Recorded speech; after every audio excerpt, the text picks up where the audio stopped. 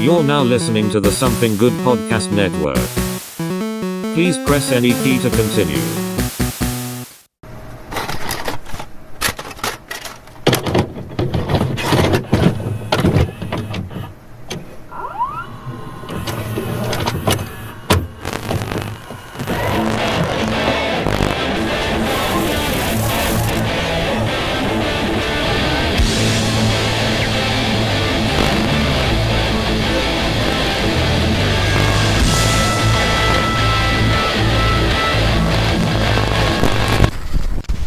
What's the average time for an edible to kick in? Depends on your body chemistry, but... Well, and when was the last time you ate? 8 o'clock last night. Probably take a while then. Because honestly, that kind of stuff works better when you've eaten. Oh, yeah. So if you have like some natural fat content, if you had some ice cream, macaroni and cheese, a greasy cheeseburger, something like that. That's probably when we eat when it finally kicks in. Yep. So when you eat, all of a sudden you're going to be like, oh, fuck. Are you recording now? Yeah. Good. This is my slow descent into madness as we talk about this. Woo! And on that note, welcome to this week's episode of the Couch Potatoes. I'm a little scared. And I have the fear. And I'm Alex. For now. No. Taken away. This is Pink Floyd just kicks in. A little bit of backstory. So, you already seen the title of this. You know what we're going to be talking about. We're going to be talking about the Flash movie. Spoilers abound.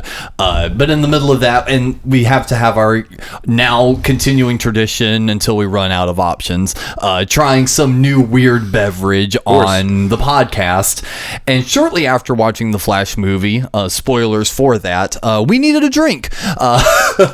This is my second time watching it, so you know how I feel. Yes. So as we were out and about grabbing, some interesting stuff for this episode, Chris notices a Delta 9 chocolate at the little alcohol bodega we stopped at to grab these weird beverages, and he cracked one at about maybe 10-15 minutes ago. So who knows, maybe by the end of this episode we'll have peace and love, Chris, man. No, more of why is there cameras everywhere behind these Kiss posters? So yeah, I Ace Frehley's a fucking psyop, man. Sorry, I got distracted for a split second. My girl's out of town right now. She sent me a message, and all I saw was "we'll be there by 3:45," which was like 30 minutes from now. And I'm like, that's 3 hours earlier. Okay, well, I'm gonna send her a message, let her know they're doing that. No, she DoorDashed some stuff to the apartment, so she's like, it'll be there in a little bit. But yeah, so I've got random DoorDash coming. Chris is flying high, and we're not recording in the middle of the night. This is whole new Couch Potatoes vibes going on right now. This wasn't supposed to be 2023. No shit, this was actually supposed to be fucking 2020 and 2021. Yeah, we're making up time. I really do feel like I'm still trying to make up time from all of that shit. It only feels like within the last year, things have slowly started kind of getting back to normalcy, and I feel like I'm still playing catch up. Well, let's say like things have. It seems like everything's become a little bit more of a necessity because of how 2019, 2020, 2021 went. Everything's a little bit more easy in a way because everybody had to, buckle up and fucking do everything the hard way for a while, and everybody's like, well, I kind of like it this way now, so like let's just stick away. So I think it's kind of funny, like we're kind of going back into an old way of doing things, which is like no one goes to the grocery store and buys groceries. They just pull up and they put them in their fucking car. No different from back in the day where you had a list and you didn't pick out your groceries from the turn of the century, where it was, hey, here's the list, this is everything I need, and the guy's like, all right, I'll be back, and then bam, he's there with all your shit. Here's your shit. Like, have a nice day. We've kind of we've used technology to actually just progress backwards, so that's kind of nice. I just always thought it was funny right during the beginning of all of this, because I had always been a huge fan of like DoorDash and Uber Eats, and actually using Uber and Lyft to get around, and everyone was talking shit about it the whole fucking time. Oh, you just go out and do stuff. Why don't you just go out there? It's such a waste of money. Soon as fucking lockdown hit, within a fucking week, I saw people on there, how do you use DoorDash? Does anyone have a referral code? And I'm like, you bitches. Oh, I've been doing this for years and you're now having to figure it out. What's really funny is it's like in like the smaller areas and rural areas where I'm from, it's actually picked up. Yeah. In a very, like, I'm talking about small, one grocery store, one, like, a Dollar General, maybe a Subway, and that's it. And then I'm at my buddy's house. He's like, oh, yeah, my kids started a DoorDash. And, like, I'm like, they're busy? They're like, they're going to Statesville and doing it. They're like, no. Doing it here in this bumfuck nowhere. And I'm like, well, that's pretty fucking impressive, I guess. You know? I mean, it's giving kids jobs because you can't pay I know teachers that do that shit. So. Well, because as we were talking about, as we were grabbing our drinks, teachers are basically paid unpaid interns with French benefits. Yeah, it's just it's. I know a lot of people that DoorDash for like on the side, and I don't call it a side hustle. It's a second job. Just that's it. A hustle is when you're trying to scam somebody. That's a hustle. So DoorDash. Yeah. I'm not trying to scam nobody. I'm just like, I'm not holding your fucking French fries until you give me a tip, you piece of shit. Dude, people are getting ballsy with that shit on Instagram and fucking TikTok. Like, seriously, I don't know what it is, but like there's this new era of like delivery drivers that are like showing up to like $0 tip doors and then like ringing the doorbell and like waiting until they answer and being like, were you going to give a cash tip? There was a $0 tip. Like still holding their food. So basically they're like holding their food hostage even though they like paid for the food and paid for the service. Yeah, that's another thing too. I think it's because DoorDash, just like Uber, when they had settled in and plateaued a little bit, is just like, no, you don't make a lot of money doing it. You make money on tips. Yeah. And no, I'm not sitting here being anti-tip. Don't fucking jump down my throat. Yes, tip your DoorDash drivers, but at the same time, I don't believe in holding your food hostage until you get one either. But I'm also like, if you're going to use DoorDash, you're going to use a card, just put it on the fucking card. Exactly. That's what I'm saying. But I will say, pro tip, if you are going to tip your DoorDash driver or your Lyft or Uber driver, they like cash tips. They're not supposed to take them. Because you can't report them. Exactly. But, that is benefit. That's why I do that for like waiters and waitresses. I just everything's cash. Yeah. Everything's on the up and up on that. Yep. So, and I'm not one of those guys who like takes the empty glass of ice that I had a soda in and you cunt. Oh my god, man! I remember going to fucking working at restaurants and that happened, and I'm just like, what's up this guy's ass? I was literally talking to one of my customers the other day. She's a waitress, and I was like, it feels like there's no middle ground a lot of times. You either get the customer that's either like jingling their fucking glass and being like, where's my refill? Or like, we'll sit down and be like, I want a Coke. No hellos, none of that shit. And then on the flip side, there's the, well, hey, darling, how you doing? Yada, yada, yada. Oh, yeah, well, it's just me and my family. I'm just doing... Well, is there anything else I can get for you? Well, if you got a wheelbarrow of $50, I'll take a wheelbarrow full of $50 bills. I'll take that. It's like, then you get the Uber dad joke ones that are like hitting on you the entire time. It's like, that's all I would ever hear from the wait staff when I was in the back kitchens. Yeah. It was one or the other, either the assholes or the ones that are just like every sentence you're expected to do the ha ha ha, yeah, you're funny. What the fuck do you want to eat? I dealt with a lot of that when I was working at grocery stores. It was just like, something didn't ring up. It must be free. And I was just like, dude, I'll tell you, I did that one time, and I was like, that's fine. Mm-hmm. And then like everyone who did that, you know what I did? I just put it down the line. I didn't ring it up. Here you go. This bottle of Worcestershire sauce is all you, friend. Guess what? It is free. Here you go. Because I don't give a shit. I don't. Gas is $4.50 a fucking gallon in 2008. So eat a dick. Have your Worcestershire sauce. Yeah, here's your W sauce. It's the best of times is the Worcestershire of times. Well, before we fully break on into our news segment, as we teased before, we do have some interesting alcoholic beverages here. One is one that's been out for a couple years and has a worse reputation than the Bojangles hard seltzer or the hard malt liquor. And then we've also got a seltzer updated version of something we've tried before. So what do we want to try? Do we want to try Cheerwine Ale or Warhead's Extreme Sour Hard Seltzer Lemon? So we're going to try both, but what do we want to go with first? Because I have a feeling one of the two of us are going to commandeer one can as we get through the rest of this episode. We can try the seltzer first. Let's try the seltzer first. Unlike the sodas, we'll have an actual nice... Ooh. There we go. I did not want that to spray all over my computer, so I was trying to be a little bit more careful with it. As soon as you crack that Cheerwine can, though, it's going to just be playing Skinnerd.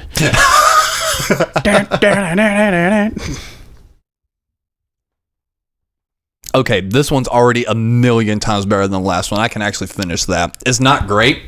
I wouldn't pick it again, but it's still a million times better than the last one. It's just a sour-ish lemon seltzer. It's not good. No, it's not.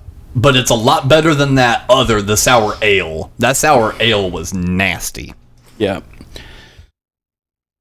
I'm just not a big fan of seltzers anyway. Yeah, like I'm not on a diet, so I've not found a seltzer I really love. Yeah, that's a better seltzer than I've tried before. It just tastes like a regular like lemon seltzer though. Like that's what it tastes like. It doesn't taste like alcoholic. Like it doesn't have a burn. It's one of those ones that'll sneak up on you if you're not careful.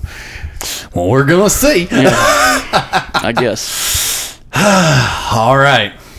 From the local Noda Brewing Company, the Cheerwine Ale. Cheerwine brought to you by Salisbury, North Carolina. Free as a bird. Oh, yeah. It smells like malt liquor. Ooh, yeah. Actually, first, give a smell on that. And actually, I'll let you give a first taste on it. That smells like that. What's those wild berries you'll find like in the rural parts of North Carolina?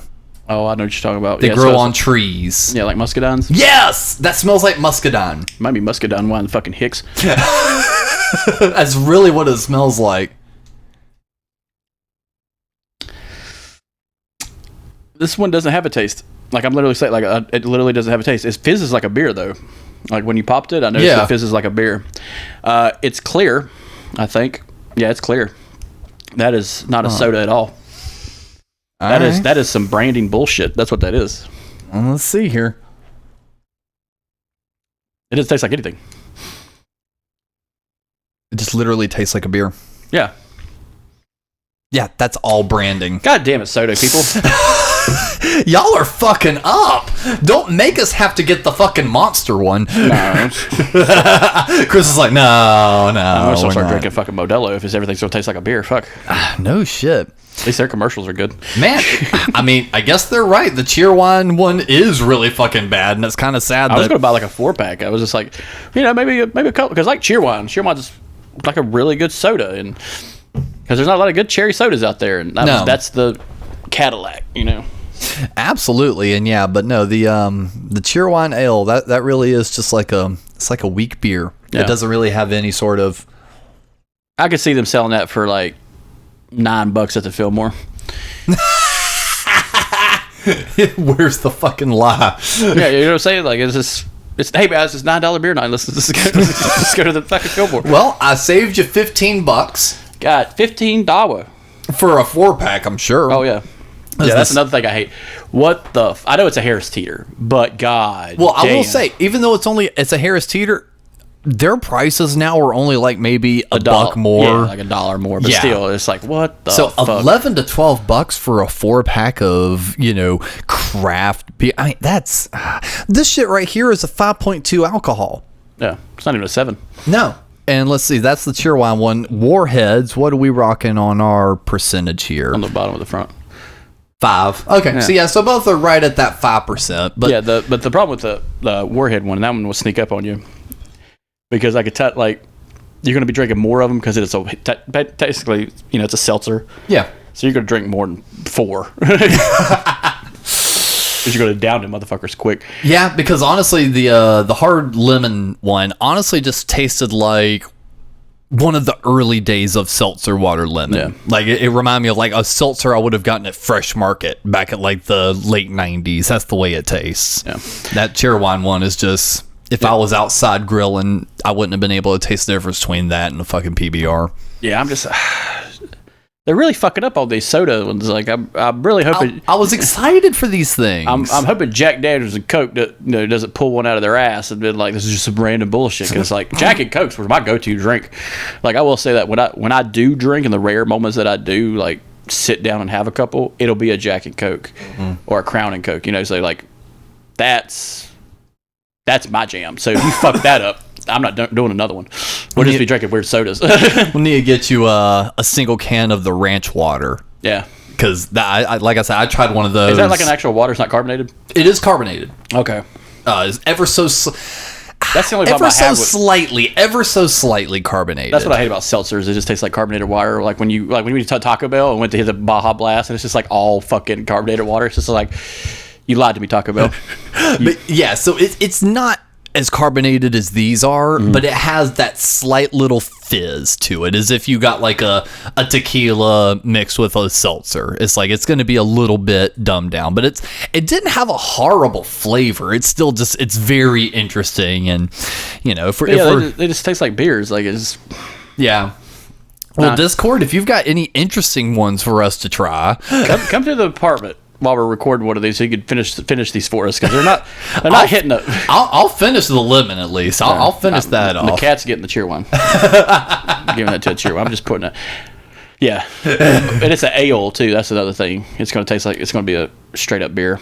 But the problem is this, I didn't taste any like cherry at all. No, I don't either. Like there's no Cheerwine flavor. I'll do another hit, but like, god damn, it's just. No, it really does just taste like a standard ass weak beer. I don't get any Cheerwine flavor. At least the Bojangles one kind of had a tea flavor to it. Yeah, it had a sugar taste. Yeah. Now, I got nothing out of this, man. This is a goddamn shame.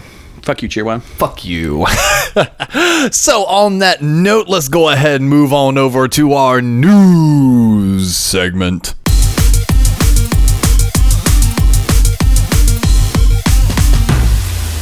Yeah, we've got a decent amount of news. Probably the easiest one to kind of knock out early on is Futurama dropped a new trailer, or their debut trailer rather, for the third or fourth reboot coming now to Hulu.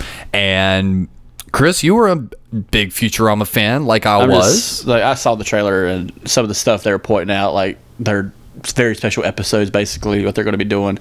I'm going to be very contrarian when I say this. It doesn't look good. Like I like Futurama. I'm going to watch it because there are going to be some banger episodes I know in there. We'll do a review. But I don't know, some of the stuff they chose to put in there, like the COVID-esque episode. There's going to be a Q-tip. Yeah, there's going to be a Dune-esque episode because of the Dune hype, and it's just like that's not what Futurama was when I was watching it. It was just good entertainment. There was some allegories about the world, but nothing that blatant. It was very simple. And it was the cool thing about the reboots were they stayed with the rest of the show. So all these reboots felt like they fit. This one's I think it's not going to feel like it's going to fit, but I could be wrong. I'm hoping I'm fucking wrong. Yeah, and see, and this is where I think the problem lies in trying to reboot a lot of these shows that had such. Honestly, had such a cultural impact, because Futurama did have a bit of a cultural impact. It showed that along with like South Park and Simpsons back in the day, it showed that animation with good writing is for adults. Animation isn't strictly for kids. And that's what that whole motto of all these kind of things, like King of the Hill, even. So they very much towed the line. But the problem is during that time period, the nerd culture was not as big as it was. So when you had a random throw-in of Star Wars, you had a random throw-in of, what have you, it felt a little special. It felt like, oh, we're being seen on national television. This is awesome. Now, Spider-Man and Batman and everything else is just part of, it's no longer fringe pop culture. It's just part of the culture. Your grandma knows who Batman is. It's part of the greater zeitgeist, kind of. So being a nerd is too common. Exactly. So when being a nerd is too common and that part of the fringe aspect is taken away, all you have left is parodying society, which Futurama did do a good bit of in the past. Anytime there was like a president, I remember there was like some parody episode of the 2002 election. Yeah. So they were always doing some sort of topical, piece to reference, history repeats itself type thing. This does feel a little too on the nose, though. I think the reason it felt good back then was because they actually had people pretending to be presidents from our time in the year 3000 or whatever. So like there is that, Nixon was in it, for fuck's sake. George Bush was in it, but they also had, there's going to be an Obama and a Trump now. Yeah, probably. Trump's actually in the Futurama series as Trump, not President Trump, but what I liked about Futurama was I watched it when it first came out. I watched it opening night on Fox because It came on after X-Files, I believe. Yeah, that's right. And I was at my grandpa's house and I was watching it. And, I was a young kid, so it just looked like, hey, another Simpsons type show, and that's what basically it was. But the whole thing about the Futurama was it was the comic book guy by himself, basically. It was all this. This is what the future holds. And guess what? It's still just regular life. And it's not different from any other thing, but it's just in the future. And I don't know, man. There's so many good episodes in Futurama. Mm-hmm. And I always point people to it. If we're talking about it, I always point to the episodes that'll probably make them cry. Oh, yeah. Fry's Dog, any of the series finale episodes. Yeah. And, fun story. A friend of mine who watches it constantly. I was at their house and we were talking about movies, and I said I got on this little kick of watching nuclear movies about the end of days and stuff like that. And there's a lot of movies like that, like The Day After and stuff like that. Well, there's one that's really sad. It's a cartoon movie called When the Wind Blows. And I told him how sad this movie was. And so I left the house. I went outside. I was playing dominoes with some buddies of mine. And when I came back in, they were in tears. And I'm like, what's wrong? Oh, we watched that movie. Why would you do that? Like, I told you it was going to make you cry. Like, you're the idiot here. Yeah. But it was made by like Roger Waters and Robert Plant. So like it has a more emotional feel to it because the music really hits differently. But no, I was just like the future, back to Futurama. But like, I'm really excited that it's coming out. Because Futurama is always that undeserving show. Yeah. 3 times in a row. But I can also understand Matt Groening's like, I'm fucking tired. I'm so goddamn tired. Well, I mean, I kind of feel bad for the guy because it's like, he had, his breakout success with The Simpsons where he was able to basically call the shots and do whatever he wanted. And then he finally made Futurama. And then they just wanted The Simpsons Part 2. Yeah. And they kept trying to push and change it and morph it into Simpsons in space, the Jetsons to the Flintstones, essentially. And they kept pushing against it. And that's when they kept getting all those cancellations. And part of the beauty of the show is the adversity they were having to go through. Yeah, they're working class people. Now, well, not necessarily the characters, the adversity the writing team was having to go through to create the show even. Now they don't have that adversity. They have, we want this, let us have it. They're not having to work through adversity, much like a lot of times your favorite material from a band is the first like 3 or 4 records before they really make the big time. Because they were hungry, they were trying, they were throwing everything at the wall trying to make that success happen. And a lot of times they're able to maintain that quality through the success, but we've seen many times where that success hits and all of a sudden the creativity drops. Yeah, it just goes to shit. And that's really kind of what it feels like here is like they want it too bad. So they're like, okay, fine. Well, we'll give you some things that look like Futurama then, since you want it so bad. Especially because we had such a perfect ending. Yeah, that's what I was going to bring up. Like, there's no reason. Like, we had talked about it before when we talked about Futurama. I said that last ending was perfect. Yeah. Hey, do you want to go out and do it again? That's perfect. That means you could just start the show all over again, and technically you're watching the show. Like, and in a fucked up way, you could technically start with that episode. Yeah. In a weird way. Like if someone's never seen the show before, you could start them with that episode and then take them to season 1, episode 1, and it still be a full experience. Yeah, but it'd almost be kind of Pulp Fiction-esque. Yeah, I think with this one though, they're going to delve a little too close to home where the art imitates life now. So that's fine with the South Park because that's South Park's bread and fucking butter. They've done it since like season 4, and they're good at it. It's a master class in teaching that shit. So this one, I'm kind of curious, who the showrunners are going to be on this one. I know they brought everybody back, John DiMaggio, especially Katie Seagal, because they're not really doing anything right now. So yeah, I think it's gonna be okay. I'm not putting high hopes in it though. This is the first show I'm actually going to watch that I don't have high hopes for. Really? So you've got higher hopes for whatever they're planning on doing with King of the Hill? More, yeah. Really? Just because Mike Judge doesn't have so much pressure because Beavis and Butthead has such a high, critic review, not from just critics, but from people. Even the second season, I think, is better than the first one because I know you probably hadn't caught up on it. But the little bit, I think I'm still about 4 or 5 episodes behind too. I fell off, but they keep delving into the Tom Anderson's war stories. Yeah. We keep getting more of those, so he's like trying little new things with the format. We keep getting different alternate Beavis and Buttheads. Like we knew Spark Beavis and Smart Butthead, and then the alternate universe of the 90s one that grew up to today.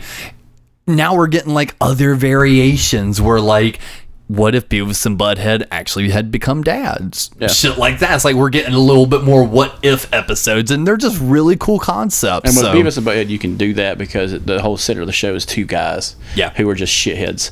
And you can't really... Shitheads are in every generation. Yeah, but like you can't do that with like something like The Simpsons. You know, it's been running for too long. Even when we were kids, it was on for fucking 10 years, and then 15 years, and then 20, and now it's out for 34 years this year. So... Now, I remember one of my favorite memories, because I always associate, and part of my love for The Simpsons comes from this guy I knew named Jeff Young. He was the brother of Joe Young, and Joe Young was the longtime guitarist in Annie Scene. And his brother, Jeff, was basically like my uncle. And he was the one that turned me on to The Simpsons and King of the Hill. I mean, we kind of knew about King of the Hill, but he loved that one a lot more. But The Simpsons was his bread and butter. And I always remember just... weekly when it was on syndication. All right, little Al, come here. We're going to sit down. We're going to watch some Simpsons now. And it's like, I remember it anytime an episode come on. Oh, all right. I remember this one. Now, look, right before this, in the other episodes, this happened. Now, all right, watch this. He's laughing at the commercial. All right, little Al, go give me a beer. I'm going to tell you a little more about this. So it's like anytime I think about The Simpsons, I immediately think of Jeff Young because he had such a love for it. But I remember us watching the new episodes because we would catch the new episodes of King of the Hill. One of the ones specifically I remember was the episode where Dale had basically a mental breakdown. He's like sitting on the swings crying and everything else. I remember watching that episode brand new with him. We were also watching The Simpsons. And even then, he was going, little Al, this show just ain't what it used to be. You know, so it's like even then in the early days of King of the Hill, someone that was a hardcore fan of the show was just like, it's still funny, but man, it's just not what it used to be. It just ain't what it used to be. Well, King of the Hill was one of those ones you grow with slowly, but you still grow with. Mm-hmm. And King of the Hill was still firing on all cylinders. Yeah. But yeah, when he watched The Simpsons, though, he was just like... I think just that's ain't as good now. I think that's the same episode. I hope they have cigarettes in hell. I think that might be the one. I think that might be the episode I'm thinking of with Dale. Yeah. Either way, I remember it was in that same era. But yeah, so with King of the Hill, Simpsons, and now Futurama, everything from the late '90s animation domination is coming back. Yeah, that's another problem I have. You know, is all the nostalgia stuff just blatantly coming back. Even though Simpsons never left. Yeah, but like, you know what I'm saying? It's still hey, you want to make some money just real quick. And we'll be talking about that in our main topic. But, throw a new segment out here because I think both of us had about even number of little things we were going to bring to the table. So throw one out at me. So, like, San Diego ComiCon has announced that Marvel will not be attending this year. And also DC is out. Yes, that's a recent development. Marvel announced that, maybe a couple weeks ago? Yeah, DC was last week is when I heard it. Yeah. And it's going to be weird. You know, that's their bread and butter. Basically, the two biggest comic book producing companies of all time aren't going to the comic convention, you know, the big one every year, like clockwork. But with Marvel going out, that means Disney's probably not going to show too much of their own stuff. From what I do, Paramount's going to be big. They're going to be a big push from Paramount and Max, HBO Max. Those will be the two show runners and panels and that we'll be seeing, which if Paramount's, you know, with where they're going, man, I could see them really kicking ass as being another rival studio that is probably going to overtake Warner Brothers, because Warner Brothers is just blowing on all cylinders straight to hell. Well, it's because I feel like the reason why Paramount may even have a fighting chance is because we're starting to see a little bit more of the consolidation of streaming networks. Everything branched off way hard, and now it's kind of consolidating down some. Yeah, well, that's the goal for everything, is to make everything subscription based, so you're constantly paying. That's the goal of all the companies, and then there's going to be a consolidation. It's just like internet's going to constantly get better over time, so there's not going to be really need for the old cable box anymore. So I think for them, when it comes to like the money part of it, it's really going to like you said, consolidate down to maybe 4 streaming services, because Amazon now, you can get other streaming services through Amazon to one kind of unified payment, which that's coming up for me. My Amazon yearly payment's coming up. I'm just like, fuck, I forgot all about it. There goes $200. $130, because I don't use all the other shit. I think you should get money. Like, you should take it off if you don't use Amazon Music, Right. Even though it's automatically free. Like, all their Amazon shit's free if you just get Prime. And I'm just like, but I don't use it. Can I just get it? Yeah, I don't use your cloud storage. I don't use your music service. But at the end of the day, I'm paying less than $10 a month, so it's just like, it's still cheaper than fucking Netflix, which I ain't shit on Netflix right now. No fucking shit. I finished The Witcher on there, the last of Henry Cavill's run, and I think there's going to be a volume 2, and that's going to be it. They split the season up, and I'm just like, yeah, y'all are fucking this up, because this season was a banger too. Like, he did a great job. Let me ask you this. Do you think we're seeing the end of conventions?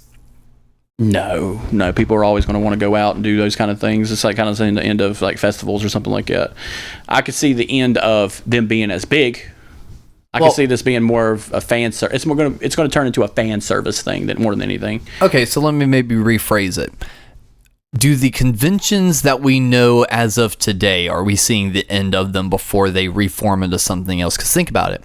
PAX got canceled. E3 got canceled.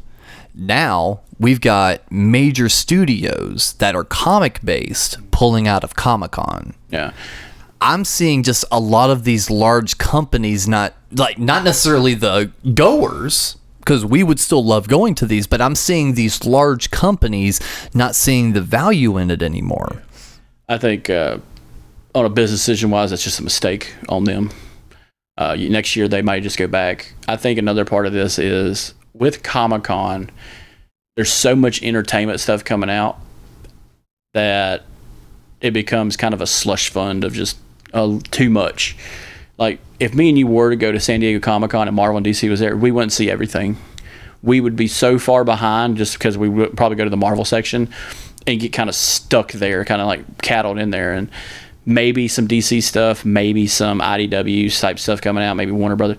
But also another part of this is E3 happens too. So that's the gaming one. And they still show movie type entertainment at E3. I think what we're going to see is a consolidation of both into one giant convention, or what I would hope for is a spread out across the nation of the same kind of convention on the same day.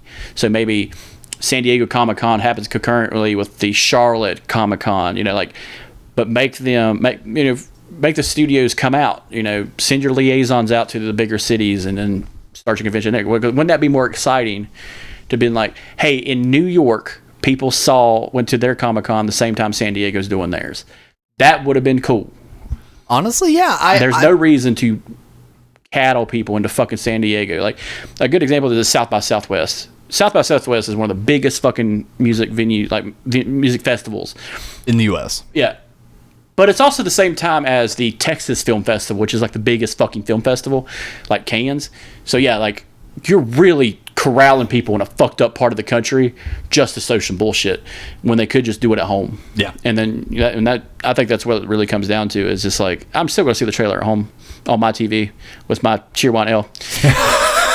Drunker and shit, taking edibles. Man, that new Gremlins movie is going to be the shit.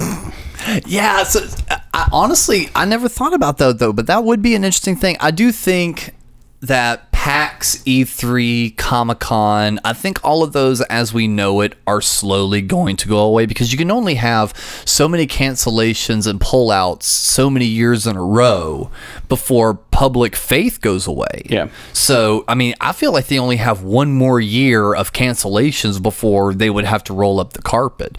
But working off what you said, I think that's a fantastic idea. Have it, call it Pop Culture Con, because you already get stuff like Galaxy Con and the smalls and the Heroes Con over here, which is kind of like our Comic Con. Yeah. So we'll get the smaller versions throughout the U.S. throughout the years.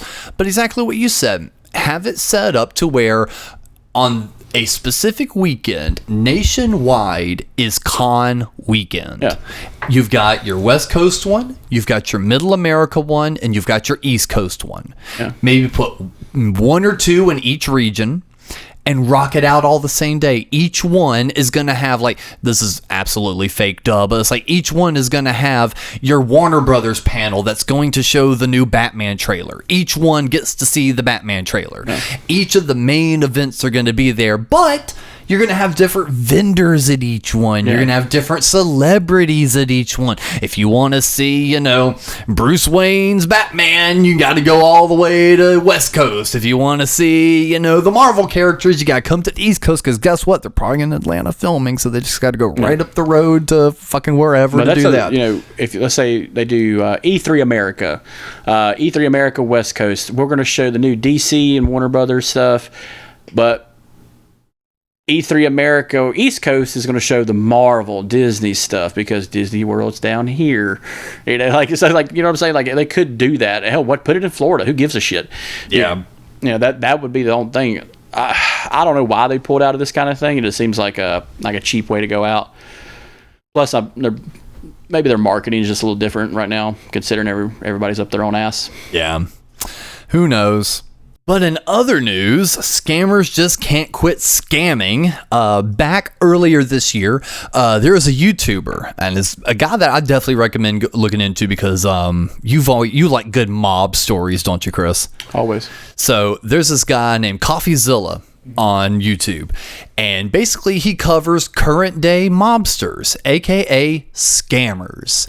He follows fraudsters and stuff like that. Fraudsters, people that are getting into like these fake cryptos, all this stuff, and it's just huge Ponzi schemes. It's just the current day mobsters and gangsters funneling money without the murder. Oh, sometimes When they're YouTube scammers, I heard they murder a lot. And someone recently that was in his crosshairs earlier this year was Logan Paul, because he started up this crypto game called Cryptozoo. And essentially, if this is not his game, or you can like herd like Bigfoots, I would be mad. Kind of. You're not too far off. So what it basically was it mixed cryptocurrency with NFTs. Okay? Real cryptocurrency. Mm-hmm. With NFTs. Okay. So I just heard the word scam. As soon as you said NFT, I'm just like, modern art scam. Yep. So essentially what you did is you used your cryptocurrency to buy your NFT, and your NFT was an egg. Okay? After a certain amount of time, your egg will hatch, in air quotes, and turn into a one-of-a-kind animal hybrid. One of a kind, okay. So you remember, like, back in the early days where it's like, you know, it was like those 5 photos of nature you won't believe, and like the screenshot was like an elephant's head on a fucking bird's body and shit like that, or like a cat's face on a big shark, you know. Yeah, some Ripley's like weird taxidermy. It's weird AI generated versions of that over and over. But here's the catch. No one's eggs hatched. Ever. So no one knew what they were getting. Okay. He took the money along with the rest of his crew and just fucking dipped. Okay, so he basically created a pop-up restaurant, gave everybody food poisoning, and dipped. Yeah.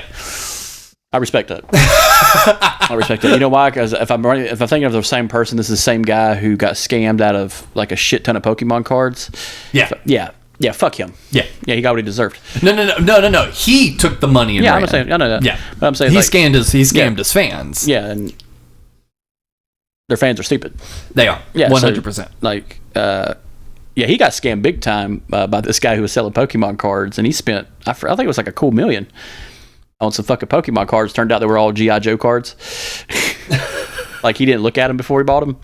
He just like bought them, and it was like the biggest like Pokemon collection of all time. It was like all the first and second generations, 3 of each, like the rare ones and all this. I remember that video. And I'm him opening the box and nothing but G.I. Joe cards. I'm just like, you fucking idiot. Good for you. So I'm paraphrasing all of this. It goes way deeper. CoffeeZilla did like a multi-video series, and that was back in January. Okay.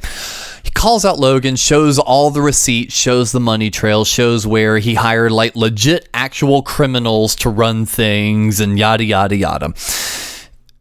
His first response was, shut the fuck up, you're about to hear from my lawyers. Mm-hmm. Then a few days later, it was, I'd like to thank CoffeeZilla for showing me, you know, the errors of my ways, yada, yada, yada. That's a lawyer being like, you need to shut the fuck up. And then he was like, I've already got a plan in place to be able to refund everyone their money, yada, yada, yada. Flash forward all this time, he still hasn't done anything. Not only has he not done anything, he's not even mentioned it publicly again since. Why would he? He's not being compelled by a court to do it. Well, dude's been reaching out to him. The CoffeeZilla guy's been reaching out monthly. Be like, hey, Logan, just wondering the updates on this. Didn't hear anything in February. Didn't hear anything in March, April. May comes around. And it's just like, hey, I am letting you know that, I told my audience I was going to do an update video in 6 months. And, 6 months is coming up. I'd like a statement from you or anything. I'm all about showing all sides of the story. What is your side of this? And he's showing like the screenshots of the messages. He's not fucking around. A day later, he gets a message from Logan's lawyers. Cease and desist? Essentially. Yeah. Basically just being like, he's working on it. We don't have a plan in place, but if you've got any questions, you can reach out to us, in so many words. And that's where it stands now, where all of a sudden we don't know how to refund people their money after taking millions and millions from them. Yeah, fuck them. It's kind of like people who kind of give money to like the Psychic Network and stuff like that with Miss Cleo. Yeah, it's the same goddamn thing. You're putting money into something that's not tangible. Yeah. So yeah, at some point, I kind of understand that getting scammed sucks, and if you spend a bunch of money on it, it's kind of on you for not testing the waters. You know what I'm saying? Testing the waters, really, Chris? Too soon. Too soon. I didn't say too soon. I didn't say sink to the bottom of the goddamn pool, did I? No, I dip a toe, motherfucker. Dip a toe. But it just because I love the story of actual fraudsters who actually plan, like the original Ponzi scheme. Oh yeah, and the rug pulls and everything else. Yeah, like the MLMs and stuff like that. That's what I like. It's no different from like a seed-based church where you're just like, put $1 in the box. That's the same goddamn thing. And Logan Paul, and I've noticed there's a lot of YouTubers are just basically savages and animals when they talk about other YouTubers.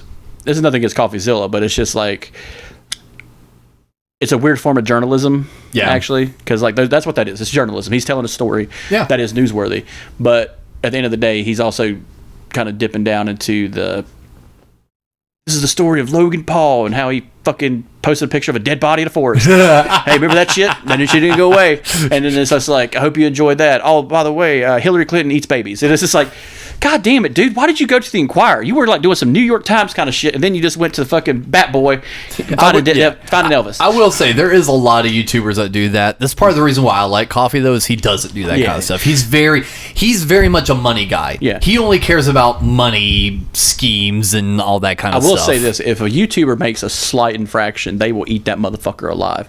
But then you have, apparently there was one that was accused of grooming children with a ukulele, and so it was like sang her apology. Okay. I haven't watched it. I'm not going to watch it, but I was just like... So I can discuss that one a little bit. You know the name of this person. You don't know her actual name. Mm-hmm. The person that got in trouble was Miranda Sings. Yeah. One of the early YouTubers, along with like PewDiePie and Markiplier and all that. She was a huge popular YouTuber back in the day.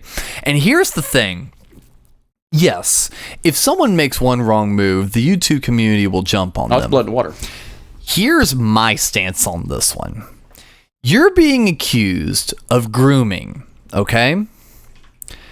Don't pull out your ukulele and sing about hopping on the train of the misinformation train. Oh my God. She's writing a song, singing a song about people calling her out, but nowhere in the song was her defending herself, proving them wrong, doing anything. She wasn't defending herself at all. All she did was make a song making fun of people calling her out, and to a point, laughing at her victims. It's kind of fucked up. It's kind of fucked up. It's goddamn entertaining is what it is. It's very entertaining, but it is also very fucked up. I hear stuff like that. I just, if they're doing something really bad, like the Logan Paul, like going back to him real quick, he's the most notorious YouTuber for fucking up, from what I understand. I know more about him, even though I've not watched a single bit of his content. Because he's got a brother too, I believe. Jake Paul, who's boxing, which I do kind of follow that. but apparently it's YouTube stars are now getting into the boxing ring, which I think is hilarious. That you got Logan and KSI, I think, is another one. Yeah, so like they're going to box each other, and it's going to be a big thing. And I'm just like, this is the Elon Musk, Mark Zuckerberg bullshit. That's not real fighters. They're not real fighters. They fought people on TV. Side note: if that does happen, I'm putting money on it now. Zuckerberg's winning that thing. Oh yeah, you don't think Elon Musk is going to show his real exoskeleton popping out of his spine? No, the fucking Facebook android knows jujitsu. Yes, yeah. So does Tom Hardy. But Elon knows nothing. Elon would get winded walking between his two factories. Okay, that motherfucker can't do shit. Even though, and look, and here's the thing, that's what people always forget. It's always the wiry motherfuckers that'll surprise you. I'm just like. And as much as Zuckerberg's a fucking weirdo, he's also the kind of weirdo that would shut his brain off and do nothing but learn martial arts for an entire year and then come back and be like, fuck with me. The only reason I don't think it's a big deal is because, first of all, they're in 2 different weight classes, which is a big deal in fighting. Granted, this is a stunt thing. It is. It's what pride fighting used to be all about, the stunt fight. Hey, what would happen if Muhammad Ali fought Bruce Lee? Well, if you could tell an over 6 foot tall, 200-pound man to beat the shit out of a 5'1" little fella, granted he knows martial arts, but like that's what that is. It's a spectacle. This is that the late 70s, early 80s boxing where it's just like I got Chuck Wepner in a fucking ring with a bear. Like this is what that is, and I don't think it's going to go through. If it does, it's just going to be a sham kind of thing. No. It's not going to be going through because supposedly I saw this making its rounds. I never went to verify it, mainly because there's certain things I really do like getting verified evidence on, and sometimes the headcanon is just more fun. Yeah. I did see this article. It says, quote, "The fight has been canceled. Elon Musk's mother pulls the plug on Dana White's UFC plan for her son and Mark Zuckerberg."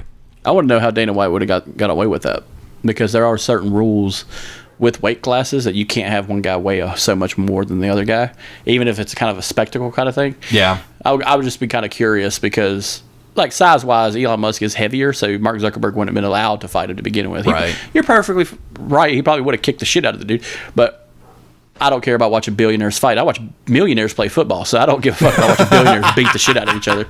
If they were in space, that's something else. That's something totally out. I was going to say, what was that movie from the 70s that later on Wacky Races kind of goofed on? Fuck. $1 Million Run? Cannonball Run. Cannonball Run, yes. Yeah. We need Cannonball Run, but with millionaires and rocket ships. Yeah. That's what we need. And just one country just itching on the trigger to shoot something in space and kill them both. I wonder how many people were just yelling at their phones right now. Cannonball Run, you dumb motherfucker! Yeah, but nah, I don't know. I didn't care much about that when I first heard about it, and I watched a few. I watched her video, and then I watched a few people that I'll trust because they're kind of middle of the road. They're not like those, rip people down, kind of YouTubers. They just more or less look at it and go, well, here's what I think. Anyway, see ya. Yeah. Those are the ones around. Yeah. So they're just like, yep. So that's something new. Come back tomorrow. I'll talk about something else. See ya. So yeah, I've watched a few of those, and yeah, she's yeah. I really have nothing to say other than train wreck. Just absolute train wreck. But yeah, going on to rich people and weird sciencey bullshit. Dune released a new trailer for their sequel to the Dune. Yes, Dune 2. Dune 2. So I think it's gonna be Dune 2. Duh. Yeah. It looks really good. I'm a big fan of the original book. The people did an awesome job covering the first 7 chapters. And that's the hard part. Is that book is just a lot of mind talking to yourself. And I'm really excited. It looks really good. The Zendaya chick looked great. Yeah, from what I understood, they actually filmed both of those movies pretty close together. Yeah. There's only been a little bit of ad. Christopher Walken's coming back to the screen for this one. He had retired for a short period of time. Yeah, and he came back to this to play the big Emperor guy. So I'm really excited about that coming out. I think looks fantastic. Well, I think we've prolonged the inevitable enough. I think it's time for us to get on into our main topic and discuss The Flash.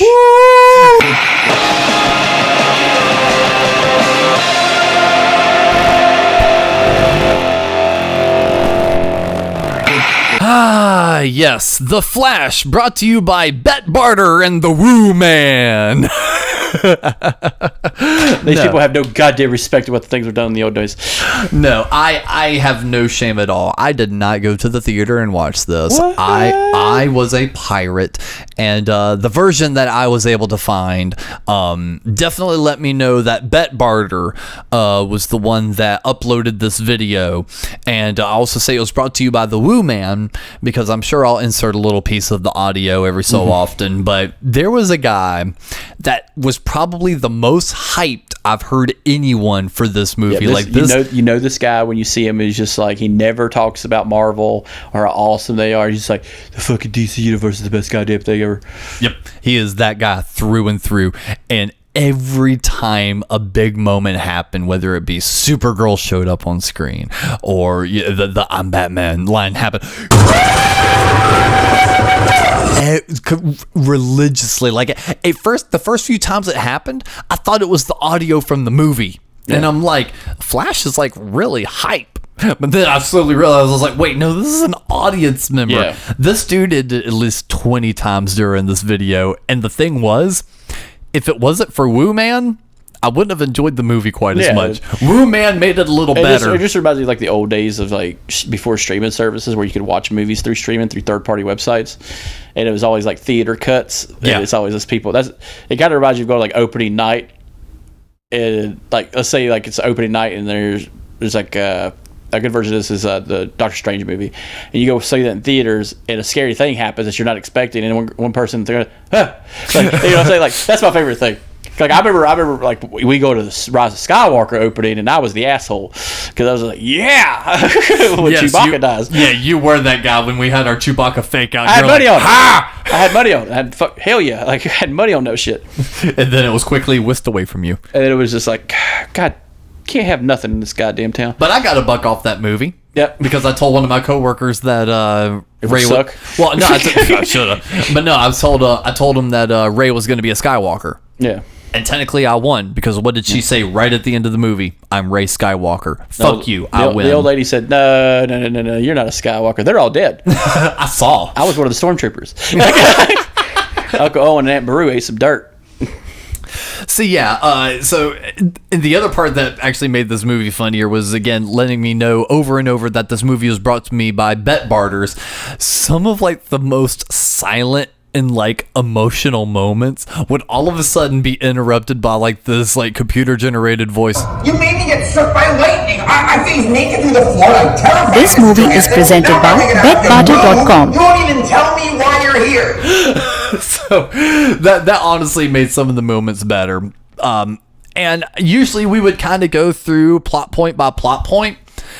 But you know what? I think this is the first time in the history of Couch Potatoes, that both of us are a hater of this movie.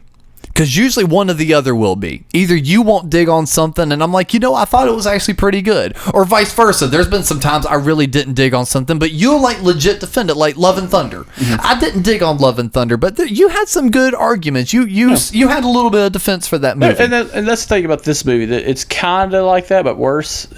There are legitimate things in the movie that are not really entertaining, but neat. Yes, we were talking about that because you came in midway through me being able to watch it.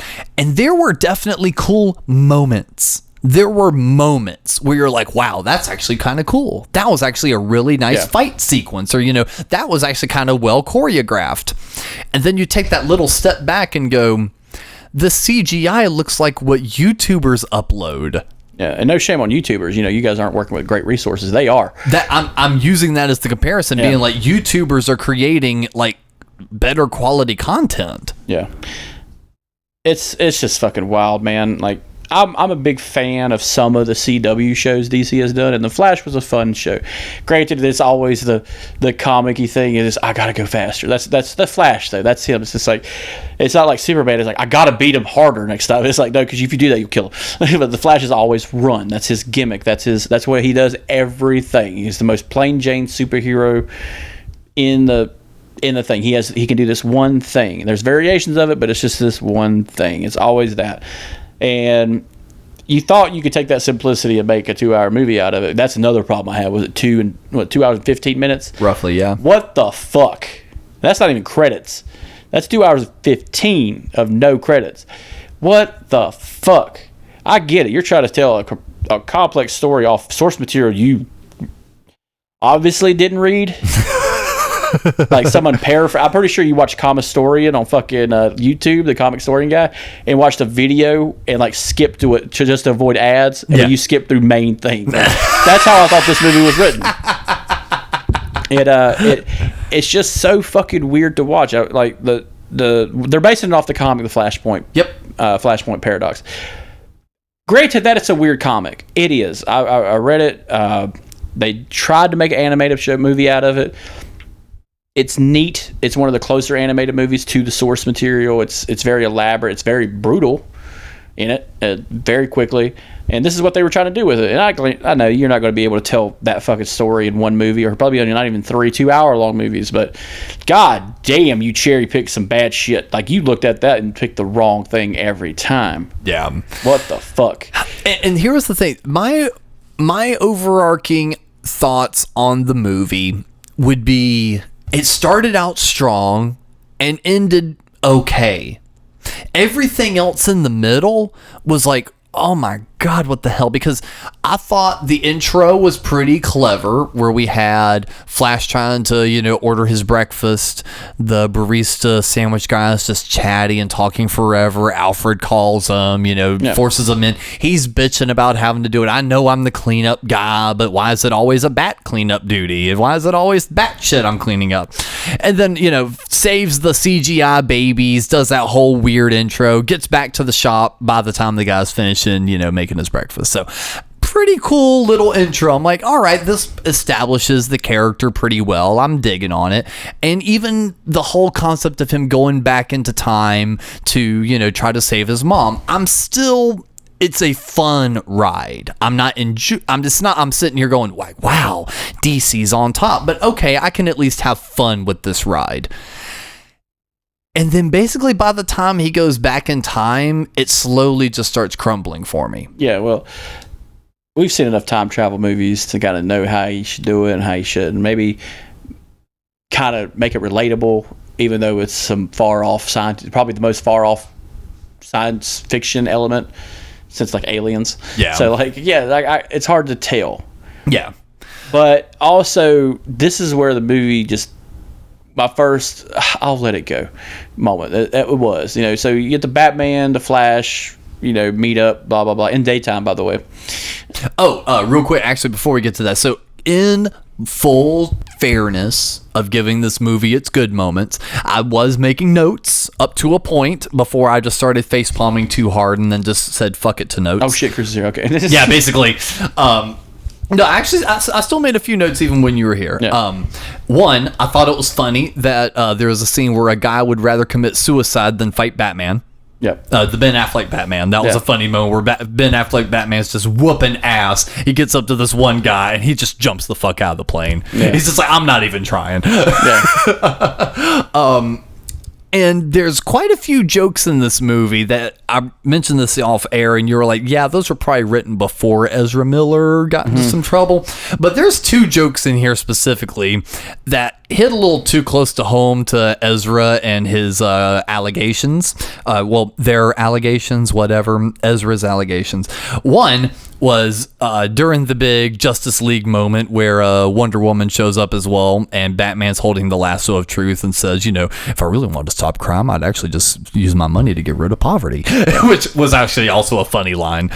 But in that moment, Barry touches it and he goes, I understand what the concept of sex is, but I've never had it. Yeah.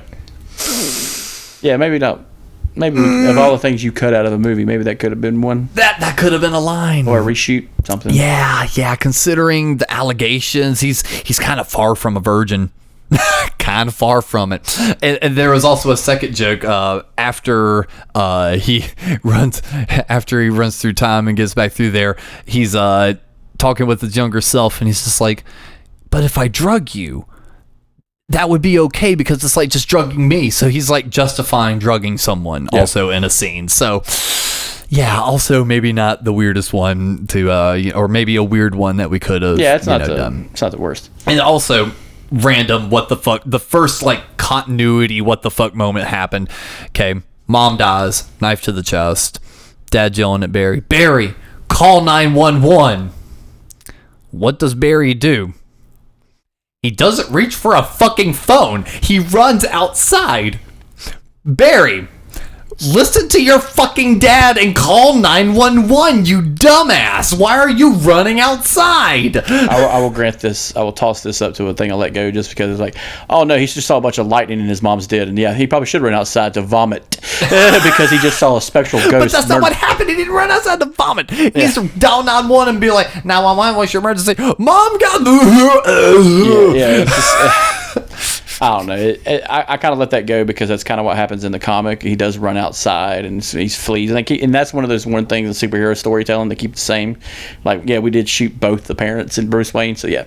But this one bothered me because you're telling a story of these comic characters who live the same, like a parallel universe all the time, right? Yeah. It's just boom, boom, boom. Okay, that's fine. I'll let that's what comics are. Great mythical retellings of stories. That's always fun. Sometimes it's fun to have a haunt Aunt May. It works out. Sometimes your Joey Diaz is bleeding out in the street. In the universe where I directed it. Pete, I don't know who shot me. Get Detective Pikachu. I know him so good. Give him a pack of. Give him a black and mild first. That's the only way he can solve crimes. Give him a black and mild and a latte. Oh, dude, Spider-Man in the Pokemon universe, that'd be terrified. Oh my god, he'd be a villain. Spider-Man. Yeah, the Spider-Man. That's a Pokemon. Someone's trying to capture that motherfucker. But and also when Barry stopped time, that was also a pretty cool scene. But then immediately ruined by the Love and Thunder floating head. Yeah, I did like the fact, like one of the things, like just to go to the beginning, was the fact that they brought Jeremy Irons back to play Alfred. Mm-hmm. Ben Affleck did a good job again. Very action oriented, and it was fun. But the CGI save scene was fucking weird. It wasn't bad. It was just weird. I think the worst CGI was the first bit we saw where he was running through the city toward the problem. Oh, he runs funny. That looked horrible. He does like this running slide because I've seen how they do it. They have him up on hooks and shit, and he's running in place. And I'm just like, y'all could have just hired a track guy to be like a consultant on how to run fast.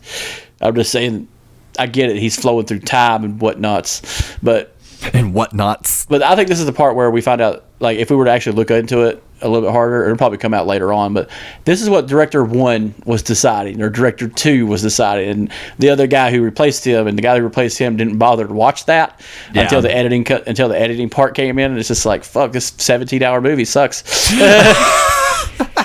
Because that's what it feels like. It feels like a long movie. And it does, and the problem is the reason why I said I was still at least invested up to this point is everything is central to save mom. Yeah, which does play into the motif that Bruce Wayne instilled upon Barry during the Justice League movie, which is, I'm still not sure about my powers. I'm not as smart or as strong as you guys. I don't know what I can do. And Ben Affleck just kind of looks at him and goes, just save one. Start with that. Start with one. And he runs out there, saves one. He's like, good. Now do it again. So it's like, that's the whole thing that started the Flash. Just save one. So yeah, he's following that motif. I'm trying to save one. My important one. My mom. Yeah. I need to prove my dad's innocence by saving my mom. So that's the through line so far. Meets younger self, and honestly, there was just a lot of missed opportunities with that. There could have been a lot more funny mind games. Because imagine meeting your younger self and trying to trick your younger self and convince your younger self to do something. And you would probably have to think at it with a little bit more of an adult mind to get your younger self to believe you. Yeah, so like this is a good time travel trope. Yeah. A lot of times. My favorite version of this is in that show, The Umbrella Academy, where he's just like, you never meet yourself in time because, and they basically break it down to like, so you'll start getting itchy real bad. You'll get your eyesight will go bad, and then you'll start going rabid because you saw yourself over different. That's funny. Yeah, this one changes the tone, and I kind of hate it for this because it's another tone shift. Yeah. Hey, the Barry Allen mom thing. That's the most serious thing the Flash is ever going to do, and that's what Flashpoint was. This is a story of why you shouldn't fuck with time. Yeah. And you of all people. Not Batman, Superman, whatever character. You are the most responsible one because you're the one going in it too much. And they did kind of keep that one trope, not a trope, but that one line. It's just like, you can't solve everything, which is, I love that. If you had made that the theme the whole movie, yeah, that would have been perfect. But we lose so many threads throughout the movie because it's so jumbled. Well, the tone shift happens too much, and it could have been 2 movies. Like, honestly, it really could have. But you can't do slapstick comedy and then say, oh, let's just get serious and no transition in between. There are a lot of moments where that happens, especially later on where it gets super serious and then it's just funny. Yeah. Or very, like, positive entertaining. That's not what you're looking for. You got to set a vibe. Yeah. Yeah.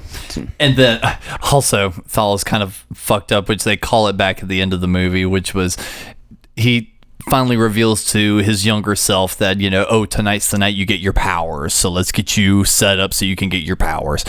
And of course, it doesn't fully work out. The lightning goes through him, but in the process, he loses a tooth. Yeah.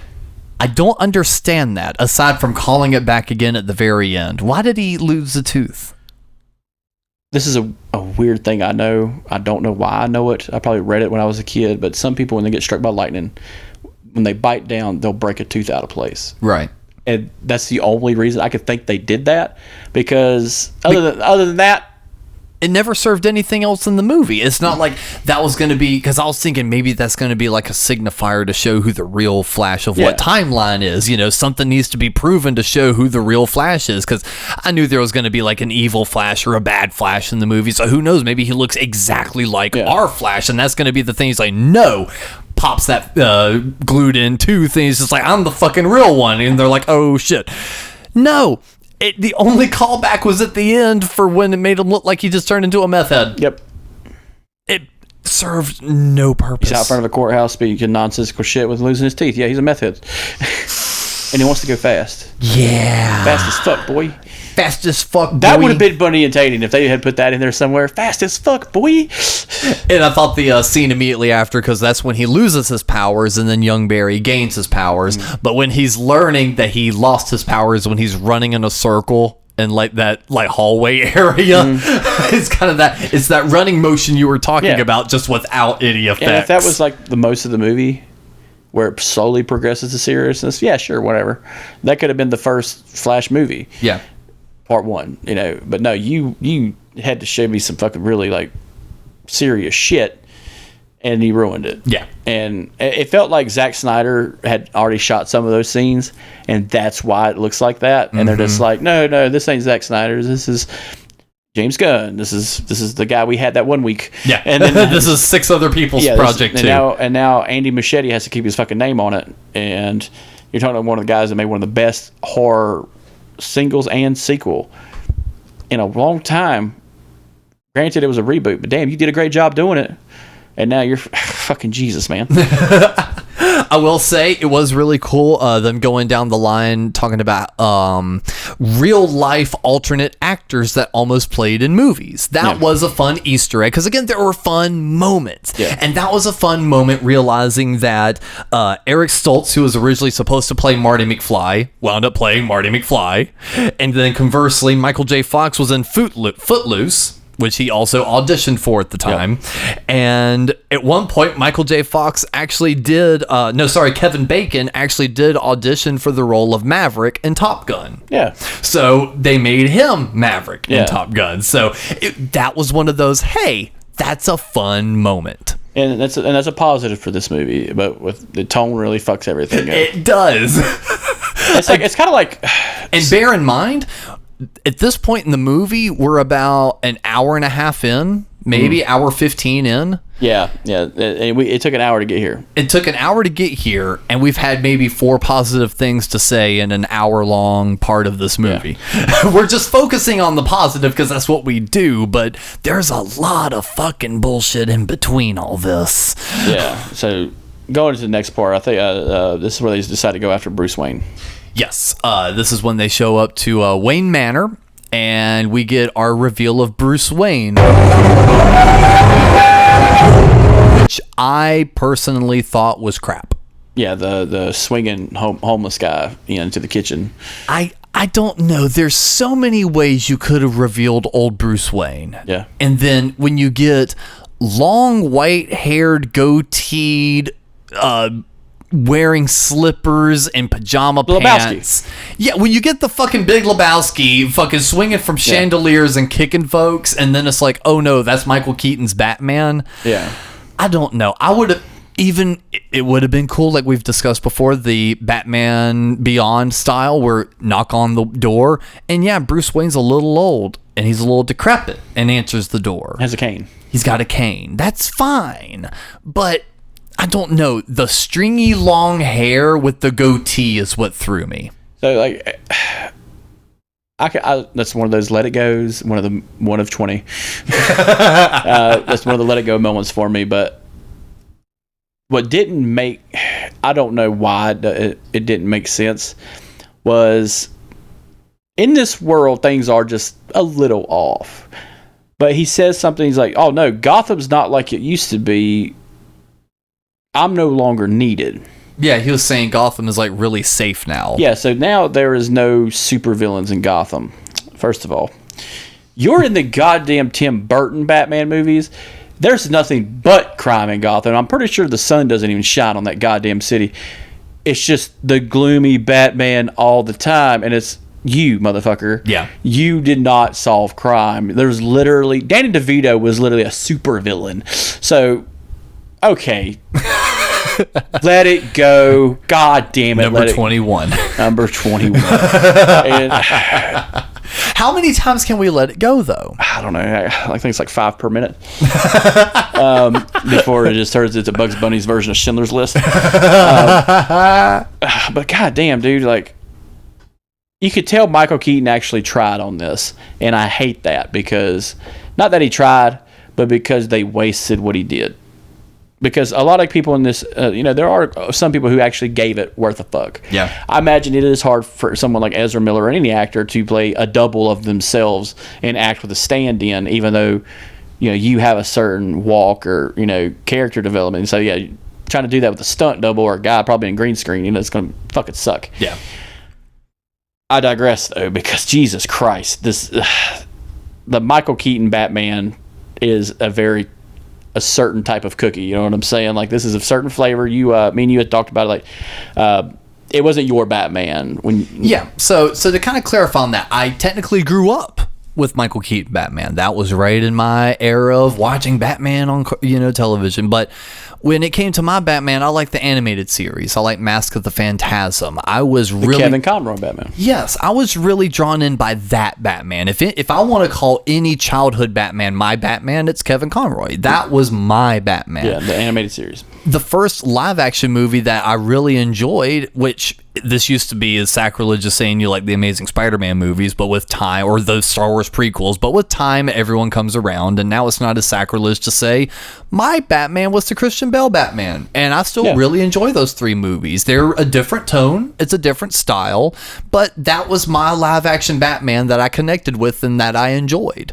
So I didn't have the nostalgic love that a lot of people do for the Keaton Batman. And I called it immediately. We talked over the entire exposition between two Barrys in the Batcave. Yeah. Because all they were doing was talking about Mom again to try to keep all this shit connected. But the entire time I was saying the only reason they have this scene are for people like, I love them, but for people like Kevin Smith to fucking jizz themselves over because they're showing so many different scenes of the Keaton Batcave. That's the only reason why it was there. It's a nostalgia pull. That's what this really was. And because shortly after, what did we get? Oh, what is this? Peels back the tarp and it's the classic Batmobile.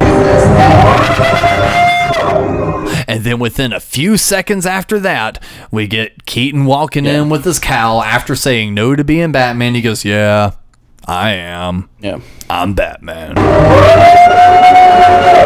And I was hoping that was going to be a trailer scene.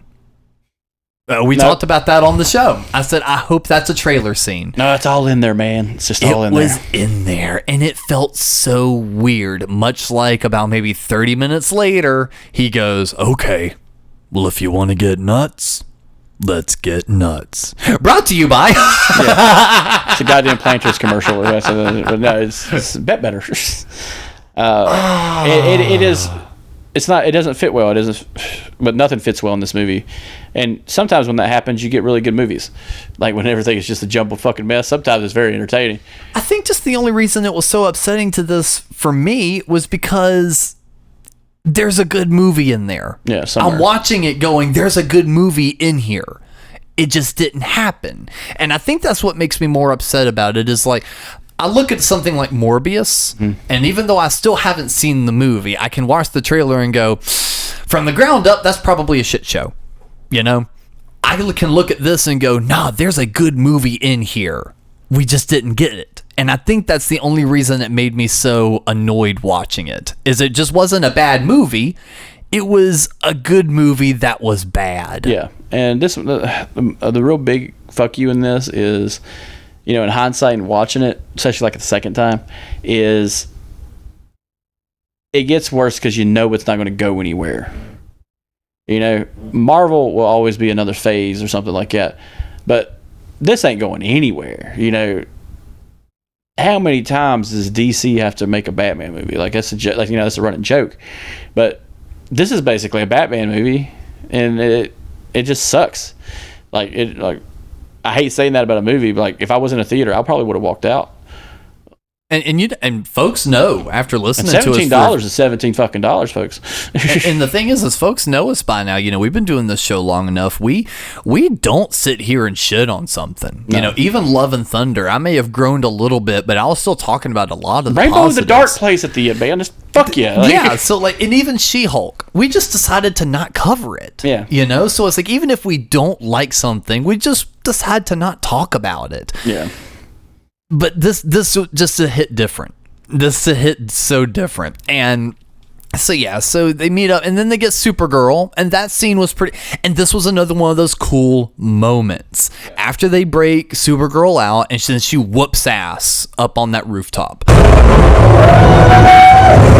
Fucking cool moment. She is just going through there whooping ass. You see Keaton's rubber Batman that I started coining throughout the movie, because the CGI again looks very half-baked, and he looked like one of those fucking... I've got these Kiss rubberized kind of, you can pose them in any position, their entire body is rubber. It looked like just one of those Batman characters, just the kids holding them, just flapping them through the air. A lot of it is, you know, the stunt work for, you know, the guys playing Michael Keaton, obviously. Yeah. But the CGI, like, you're not going to notice it in the trailer, but when you're watching the movie itself, you really start seeing, hey, his head's bigger than his goddamn body should be. And I'm just thinking of all the stuff you did with all these practical fucking suits, like Henry Cavill's and Supergirl. They're poured into them motherfuckers. Like, that's what that suit, and you couldn't do that for the Flash. I get it. You did the whole let me take them apart and put them back together with Barry too, when he had his Flash suit, because it just looks awful. It just looks like Batman Red, who got his ass kicked in the street. But you know that looked better because it was practical. It looked like an actual thing tangible. But this is like that Green Lantern level bullshit where it's just. Thank you. Yes, I was, and honestly, all's fair. I didn't like the Tony Stark suits near the end. Yeah. Like during like Endgame and Infinity War, they looked too slick. It was using that nanotech thing, so that it had like a different finish on it. It was all CGI. Yeah, and it looked so rubbery and just it didn't look right. And you could have done go back to like Iron Man 1 and 2. Those he walked around in those motherfuckers. And like they looked great. He was uncomfortable as fuck, but yeah, he did Fuck it. you. They look great. Yeah, they look great. But, how much are we paying you, RDJ? Fucking you can get a little uncomfortable. But like the Spider-Man suits are the same way. You know, there were some CGI scenes you got to do, but guess what?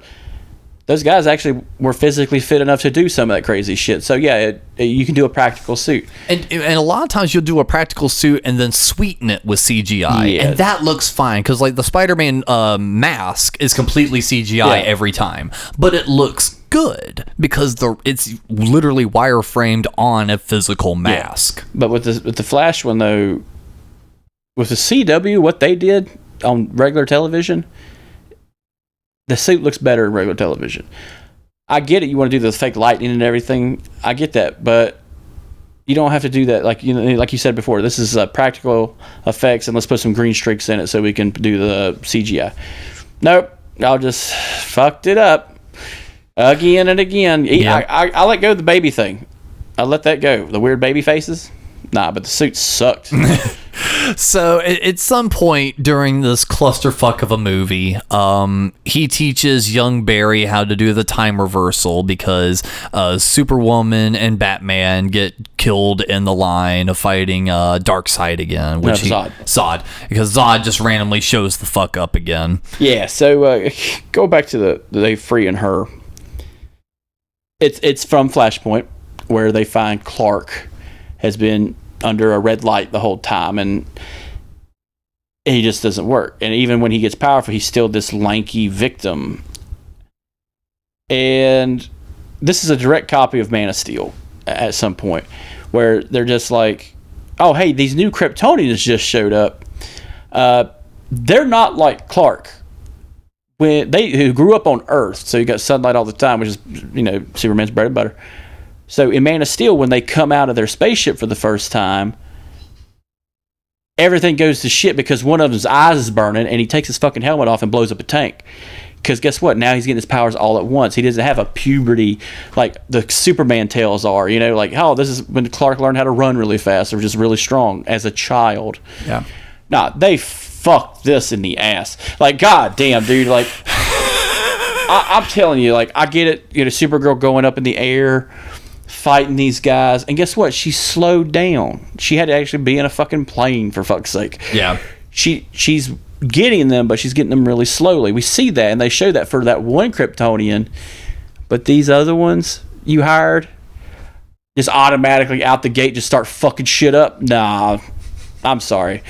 Dumb continuity error out the ass if you're going to do something like that. And the entire following scenes leading up to that were just absolutely asinine. Like there was that sewer moment that made me laugh so hard because they're running through the halls trying to get Supergirl out of there till they get to the rooftop so they could do the whole big fight showdown we just discussed. Yeah. And they run into one guy, and it's like this old dude with a fucking cup of coffee. And Keaton Batman looks at him and does the little, like swelling up like on a stun on him. Yeah.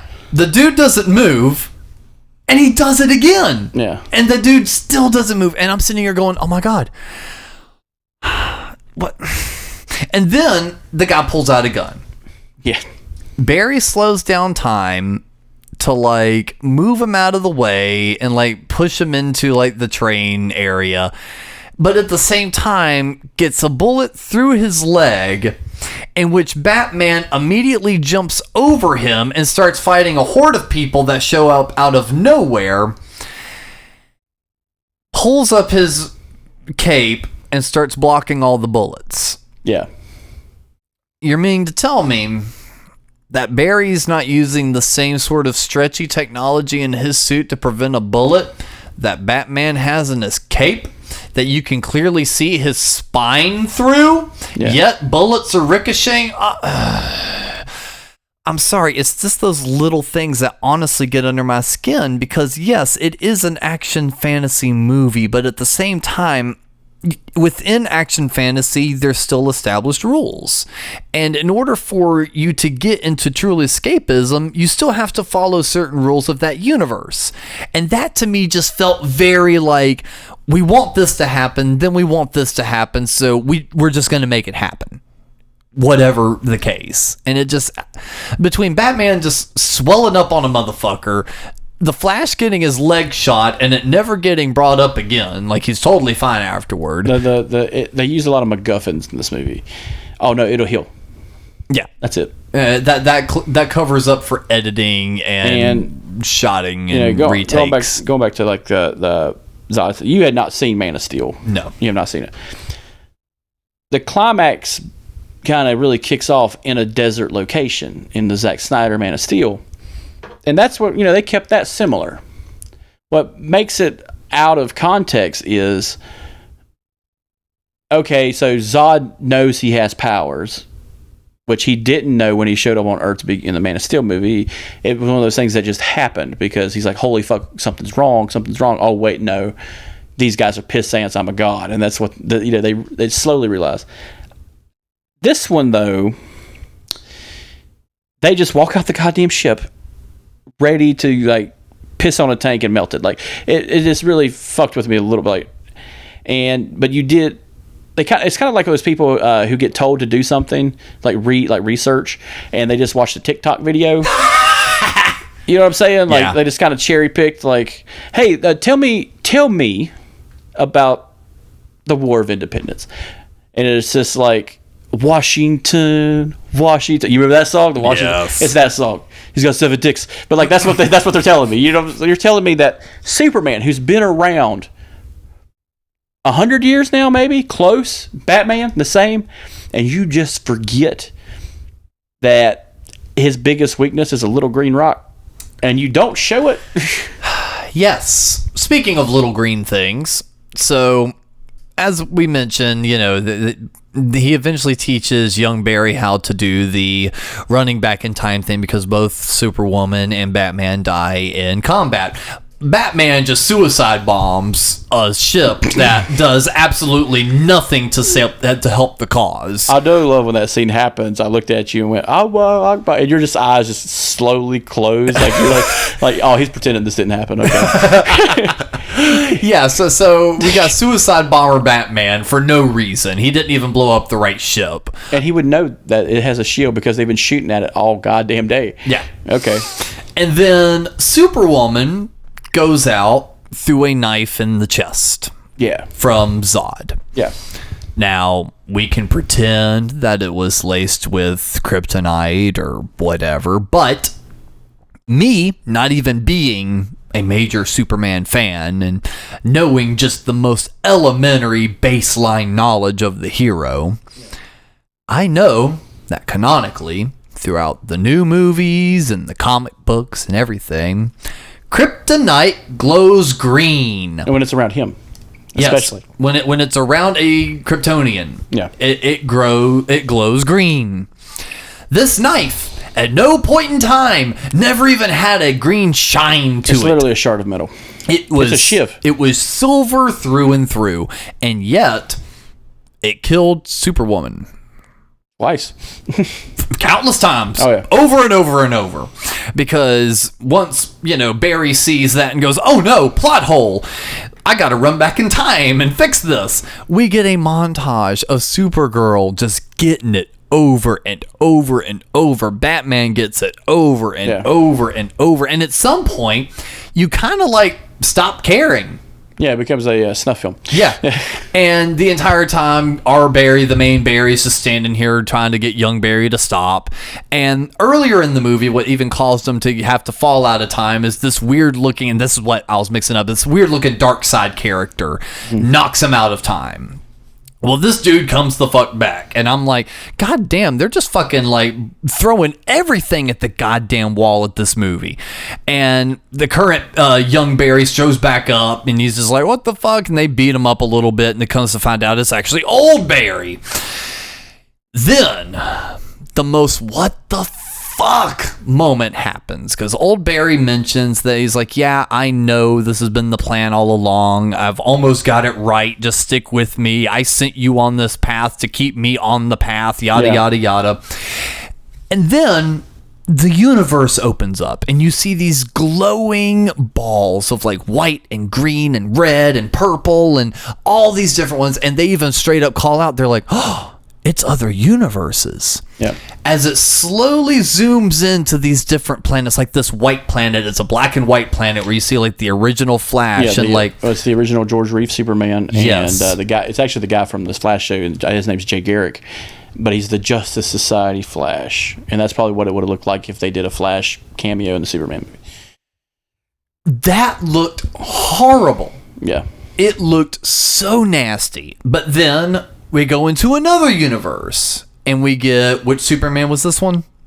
This was the Christopher Reeves. Reeves. I can't remember her name, but they had made a Supergirl movie, and that's who the Supergirl is in that. She played, and canonically, those movies are all together. Yeah. But so yeah, it's Superman, Christopher Reeves, and the other woman who played Supergirl back in the day. And that one looked a little better. That's because that woman's still alive. Yeah, like that one looked okay. Yeah. And then they show Adam West Batman, and that legit looked like one of those simplistic drawing, like a fan art of like simplistic artwork. Like it had no definition, it had nothing to it. You could barely tell, like, unless you knew that you were about to see Adam West Batman, you wouldn't have realized that's what it was until it was off the screen. Yeah, it pulls a Transformers where it shows everything a little too fast. And then shortly after, we get probably my favorite of the weird cameos. We finally see what Nicolas Cage Superman fighting a giant spider would have looked like. And he looked like 80s Superman with a chest hair and everything. Honestly, that was my favorite part of this whole movie. Yeah, because it isn't like a rotoscope shot where it's just ta-ta-ta-ta-ta-ta. That's what that was. Yeah. Those are all rotoscopes. This one was a concept fan film of just, hey, this is what Nick Cage would look like fighting the giant spider he was supposed to fucking fight. Because Superman Lives or whatever, that failed film from back in the day. Yeah. And it's like, the reason I love that moment so much is being such a Kevin Smith fan throughout the years. Folks know that Kevin had a small hand in one of the versions of the script. But he was the first one to kind of rebel against the idea of like, no, Superman has to wear a suit. Like, because the original director was like, no, I don't want him in that stupid, Superman outfit. He's got to wear something different, something modern. He's like, no, you gotta put Superman in the suit. And then he's just like, yeah, for the third act, I want him to fight a giant spider. And he's just like, a giant spider isn't in Superman lore or canon. Like, that's not this. You're not writing a Superman movie at this, but you don't want to make a Superman movie, do you? And then kind of just left the project. Yeah. So he discussed it in one of his Fat Man Beyond episodes. He goes, he knew about that scene a couple months beforehand because they were just like, the spider's in the movie.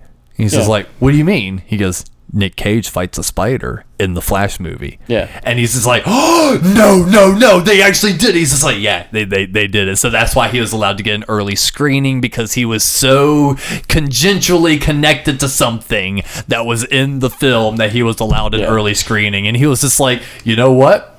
After I saw the movie, the guy was right. It actually worked. It was kind of cool. And we know this just from reading the stuff, but like there were more nostalgic, more cameo type stuff that got filmed and just not in the movie itself. Yep. One of those was Grant Gustin, the guy who plays the Flash on the CW, was going to get one of those universe roles. Yeah.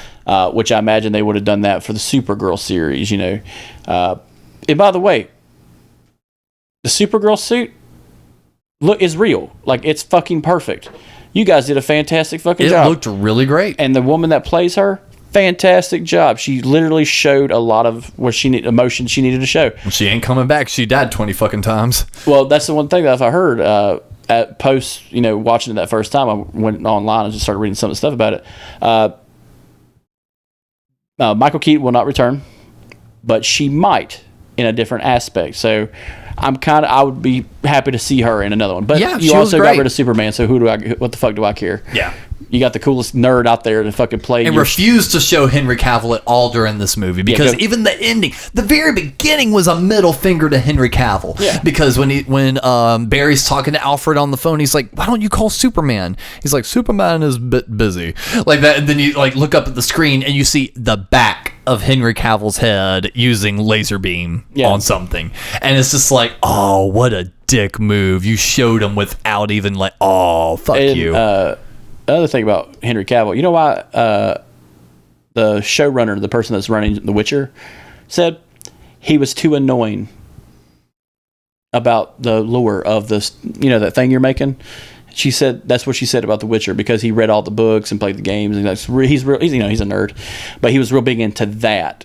And I'm thinking, I swear to God, if Ben Affleck had said that, talked about like, well, Batman does this, Batman does that, and that's why you stopped doing it. Like, that's what it was.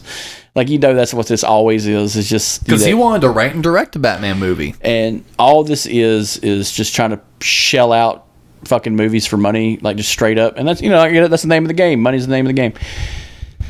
But you're starting to prove Martin Scorsese right when he's saying comic book movies suck.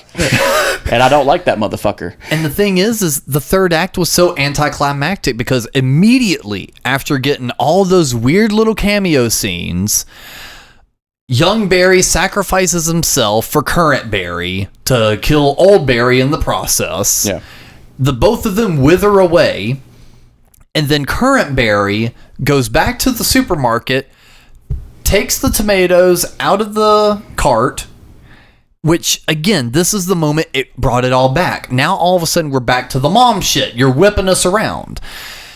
But this moment was actually good. He walks up to her. He's just like, yeah, I'm just here in town to see my own mom, yada, yada, yada. And they had like this really sweet moment. He froze time, grabbed the tomatoes.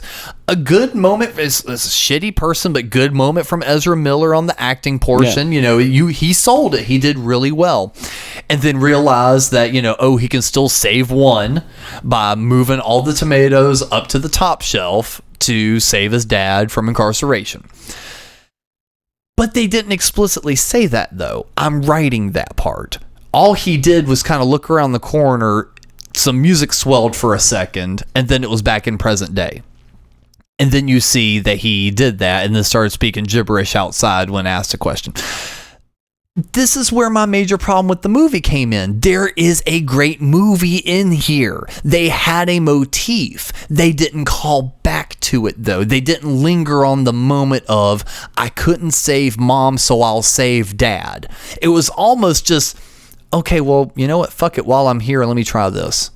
Which also, you called this out by him moving the cans of tomatoes showed he didn't learn anything. No, you told me a story about consequence, and then it's just like, okay, fuck it. Yeah. So it's like, I'll do it again. I don't care. He didn't learn the consequence of just put the tomatoes back and let be. Yeah. Still had to do something, which meant he didn't learn his lesson. So it's like, if you didn't learn your lesson, at least let there be a, rebel's opinion on it of, okay, here's a way I can at least save one thing. Yeah. Although, apparently, moving tomatoes from a bottom shelf to the top shelf changes the way an orphan now looks in the present day. Yeah, so like the problem with doing these cameos is you have to logistically say that these people now look different because of this one little event, which probably didn't have nothing to do with it, but like it is that kind of spit in the face of the source material, because in the source material they really had to show the consequences of his actions, and he learns nothing, and nothing for the greater universe has changed, and he's now just a kind of a whack character. Like if they do another with the new Superman movie they're doing or whatever, they're gonna have to recast the Flash probably, because those movies now have a tone. Now they all have that Zack Snyder esque look and feel. So it's just like there's no really reason to keep them around anymore. So now you got to just go fucking cast everybody again. They're worse than fucking like Marvel. I will say at least they keep most, if not 90% of the original actors to play themselves again. Yeah. You know, like other than Terrence Howard, I can't really think of another person who get fucking replaced out the gate. What's his nuts? The Hulk. Yeah, Eric Bana, then Ed Norton, and then Edward Norton. Yeah, Eric Bana was the Ang Lee one, who did a great job. Like, but the movie sucks. Yeah, but Norton, he was replaced pretty fast off the cup too. Yeah, but Ed Norton's also scary. But no, like another problem I pointed out when they're doing the fight scene, the big battle or whatever. This is when I found out, like after watching the movie, that one of the audio managers had said they had actively went on YouTube and found clips of the original fight in Man of Steel and used those while editing out what fans had put in like music and shit. So you're meaning to tell me that this multi-million-dollar studio uses the same editing techniques this podcast does? No, probably worse. But what I'm saying is they didn't bother to go to the studio. Hey, can you give us the master of Man of Steel, or at least the audio clip of this, and make a copy for us so we can put it in the movie? And I'm just like, you're literally showing a different kind of battle. And guess what? The desert in Man of Steel, like if you go and watch Man of Steel, when you see those two guys fighting, it looks awesome. And then the desert, this one is blue-brown. That's it. It's blue and brown. The landscape doesn't move. I get it. You did a clear sky. That's pretty cool. Maybe put a cloud effect for when Bruce Wayne decides to put a bullet in his mouth at like 65,000 feet.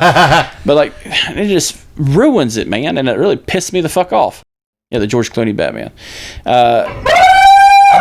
I didn't give a shit. It just added to the shit of us like, let it go. It was one of the worst Batman movies, and you brought that Batman in. What the fuck? It's like, so you're telling me Barry went back in time and now Batman is now born in like 1963, but Ben Affleck Batman's probably born in 1983. Okay, Michael Keaton's like 73. You know what I'm saying? Like these people you're putting in are a lot older than they are. Yeah. And it's, oh god damn it, dude! It's just a stick of the knife. You think he's gonna stick around in the universe though? No. Fuck no. It's George Clooney. He's got better shit to do. He's got like a Netflix movie to make with Obama or some shit.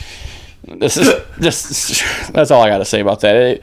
But he's part of the main universe now. Oh, is he? He's the Batman in this universe. Yeah. The Flash fucked up time. Oh yeah, James Gunn gonna keep that motherfucker? Fuck if I know. No, he's not gonna be the Batman in the Brave and Bold though. Yeah, but he's not gonna be like the Flash. Are they even gonna keep the Flash? Because you gotta. What the fuck? You got rid of Ben Affleck. He's done. He ain't coming back. Michael Keaton. And again, it's sad because this was the first time I saw Ben Affleck as Batman and went, "This is actually good." He did good. He did all right. He did Bruce Wayne pretty well, and I thought as Batman, and we finally got a gray and blue suit out of that Batman, which was pretty nice. But also, the shots they had of Ben Affleck in that movie had a very serious tone. Everything's sharp, everything's dark, and everything. And he's telling Flash something important, as opposed to the bright daylights Bruce Wayne, who just shows the fuck up, and none of the reporters decided to follow him when he's walking up to a guy who's the child of a murderer. Yeah. So like, yeah, wait, what does Bruce Wayne got to have to do with this? Yeah. So overall, and like that whole problem with the dad could have been solved in the first goddamn 5 minutes of the movie when he was talking to Bruce after Wonder Woman leaves. He could have been like, "Hey, my dad's in prison. You think he can help me?" Yeah, I can pull a few strings. Why didn't you ask sooner? Let's go do that. Yeah. Hey, I bought Clark Kent's house. I'm fine. Like it's cool. It's fine. But that's all that could have been. You didn't need to go back in time and move some goddamn cans. All you got to do is just like, for your dad's sake, if you want to save a life, that's what you could have done. Yeah. I have a super powered friend and a super millionaire friend. Maybe I could get somebody down here to help me with this small, minute problem I have, even though I'm a god to these fucking people. Yeah, go fuck yourself. Yeah. My overall review on this movie is I'm glad I didn't pay for it in theaters. Glad I didn't pay for it. Oh, man. I wasn't really interested in giving... Don't say that when you're in court for theft. Well, I wasn't very interested in giving this studio nor Ezra Miller extra money, so we can call it a justified reason. Well, the one thing is, they didn't make... damn near no money on opening weekend. It's No, and you know part of the reason why? As I was doing my search as a pirate, I found out that 5 days ago, for 8 hours straight, it went to going for 8 hours, an HD version of the movie was being streamed on Twitter. For 8 hours on loop, and no one took it down for that long. Damn, that's funny. That's fucking hilarious. You know who does that? Guys on Twitch do that with like boxing matches. It's fucking hilarious. Or UFC fights. They make it look like, oh yeah, I'm playing the UFC game. But I just love the fact that like it's kind of a funny PS for the end of this is like Twitter has gone so far down in the shitter that for 8 hours a major motion picture was showing for 8 hours, live streamed, and nothing was done about it. And that's them not giving a shit. And this seems like a good bait and switch type thing that I think is going to happen again with some other movies. Which, what do you mean? They're going to hype up, and then the week before they put it out, it's going to be like celebrities and other being like, this is the best fucking DC movie ever made. This is the high, critics have said this. That's really going to hurt the standard. Critics have said this is one of the movies of all time. Yeah. Did he have a stroke when he said that? But like, it just, I'd rather take a non-canonical Star Wars trailer over this. I swear to God, I would have said it. I would take that over this. You take the new Futurama series. Yeah, over this bait and switch bullshit. That's what it is. It's bait and switch, and no one likes a good baiting.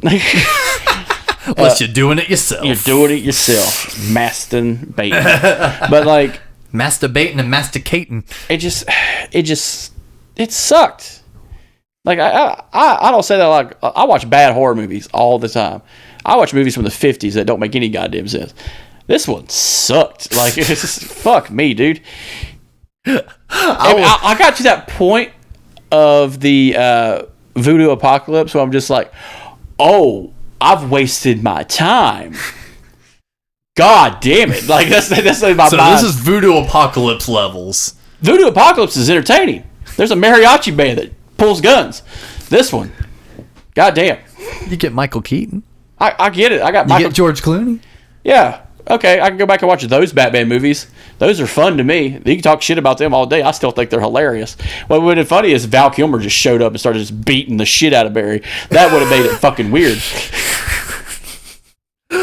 Oh, God. Well, that has to be a perfect place for us to land. Val Kilmer showed up and whooped his ass. For this part of the Couch Potatoes, because damn.